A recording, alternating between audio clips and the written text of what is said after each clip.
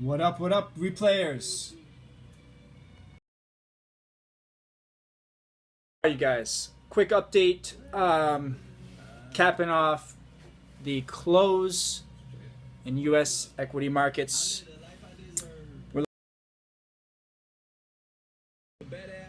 Robert, what's up? So guys, our slide downward is continuing right now at 1242. We're looking for a little bit of support coming around 1220-ish. You're going to see some support start coming into the market. However, right now daily is looking pretty short. All right, so that will be the continuation. We're looking to go short. But the entry, if you haven't already taken it, you gotta be quick on the trigger, guys, because support is going to start coming in at around 1220. Okay, so if you're not going to be in this game for like maybe a 20 pip gain here, Goro, what's up? Guys, please share the feed if you get a chance. I appreciate it. Appreciate the hearts. You guys are awesome. Thanks for jumping in. So, as I was saying, continuation downward. We're looking for support to start coming into play somewhere around 1220. And then from there, I expect a pop, all right? A small pop, even if it's just intraday, and then a continuation downward after that, all right? So let me just show you something really quick on the 4-hour chart. So what do we notice on this 4-hour chart? I want you guys to look at this. We have long periods of no volatility and very slow movement that precede very high periods of volatility, and then afterwards, again, a period of no volatility, boom, volatility, no volatility, boom, volatility, no volatility. So what is this indicative of? This is indicative of non-cyclic movement that is highly dependent on the volatility created by news from the banks of the world, okay? So what we have here are non-cyclical movements, okay guys? These are extreme volatility periods followed by periods of very slow selling where investors and banks are not quite sure. Salute, what's up? Thank you for hopping in.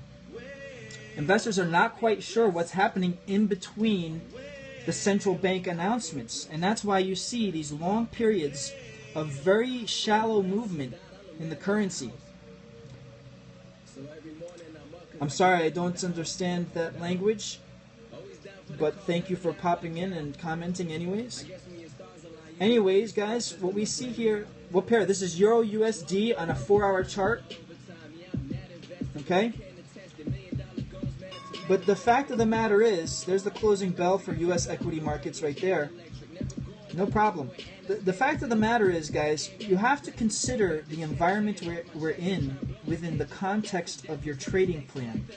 When you have all of the volatility occurring immediately after central bank announcements, followed by periods where there is almost no movements, okay?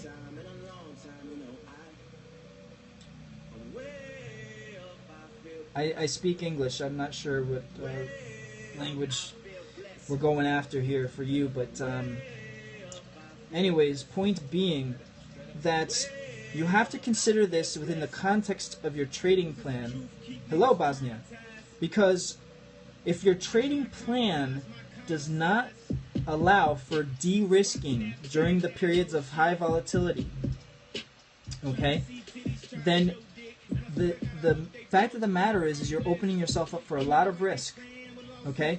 And for these periods here where there's very low movement, and this is, you know, from here to here is 60 pips. It's not saying there's no movement, but there's no cycles here happening. There's no market cycles happening. What's essentially happening is these are investors taking profits from or losses from this period of high volatility. And that's why it seems like there's not much movement. So keep this in mind with your trading plan, guys. We're continuing this movement. We're following it downward. We probably got maybe 20 more pips before we see some strength come into the market for a floor.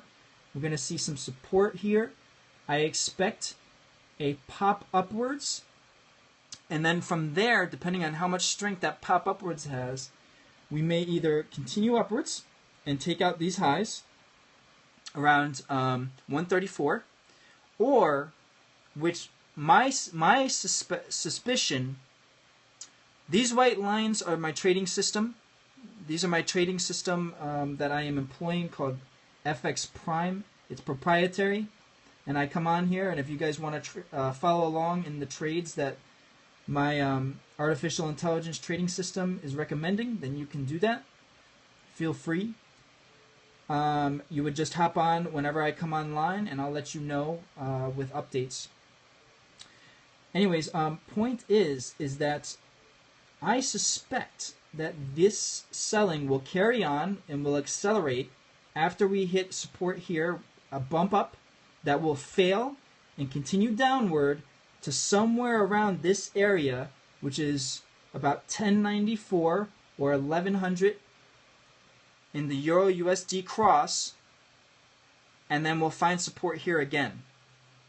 Because the truth of the matter is that this volatility created by the central bank is probably not indicative of real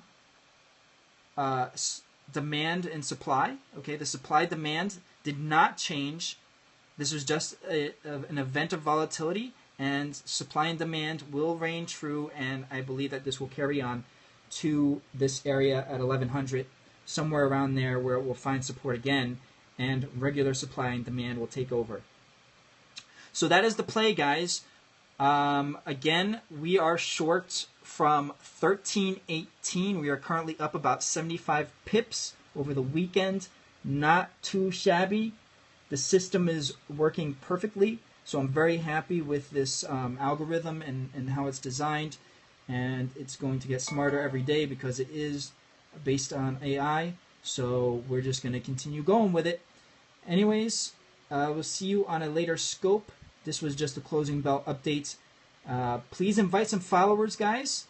This was imperative. If you have friends that are trading Forex and you guys want to win together, and if you want to get some points in your friendship, please invite some followers. I appreciate the hearts and I appreciate the invites. If you're catching this on the replay, please share on Twitter. I appreciate it. And the more you guys share, the more I'm going to come online, and I'm going to start directing you guys as to the trades that my system is taking. And you can follow along and profit with me. I will see you guys later. Take care.